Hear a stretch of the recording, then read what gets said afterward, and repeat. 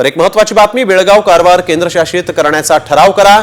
आदित्य ठाकरे यांनी मुख्यमंत्र्यांकडे तशी मागणी केलेली आहे। आदित्य ठाकरे यांनी फडणवीसांना तसं पत्र लिहिलेलं आहे। सीमा प्रश्नावरून ठाकरे गट आता आक्रमक झालेला आहे आणि यावरून आपण बघतोय आदित्य ठाकरे यांनी एक देवेंद्र फडणवीसांना पत्र लिहिलेलं आहे आणि यामध्ये बेळगाव कारवार केंद्रशासित करण्याचा ठराव करा अशी मागणी या पत्राद्वारे आदित्य ठाकरेंनी मुख्यमंत्री देवेंद्र फडणवीसांकडे केलेली आहे। बेळगाव कारवार केंद्रशासित करा अशी मागणी आता ठाकरे गटाच्या आदित्य ठाकरेंनी मुख्यमंत्री देवेंद्र फडणवीसांकडे पत्र लिहून केलेली आहे। यावेळेस एक महत्त्वाची बातमी आपण बघतोय, बेळगाव कारवार केंद्रशासित करण्याचा ठराव करा असं आदित्य ठाकरे यांनी मुख्यमंत्र्यांना पत्र लिहून म्हटलेलं आहे। त्यामुळे आता आदित्य ठाकरेंच्या पत्राची देवेंद्र फडणवीस काय दखल घेतात हे पाहणं महत्त्वाचं ठरणार आहे।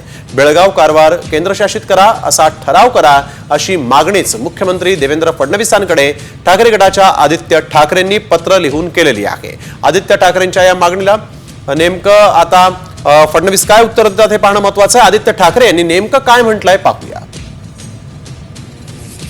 आम्ही शिवसेना उद्धव बाळासाहेब ठाकरे पक्ष म्हणून आणि महाविकास आघाडी म्हणून ही भूमिका मांडलेली आहे की बेळगावमध्ये जे अत्याचार चालू आहे तिथे लगेच केंद्रशासित राज्य जाहीर झालं पाहिजे। नाही, पहिलं तर आता भूमिका हीच आहे की इथे ह्या सरकारने त्यांनी दिलं पाहिजे उत्तर।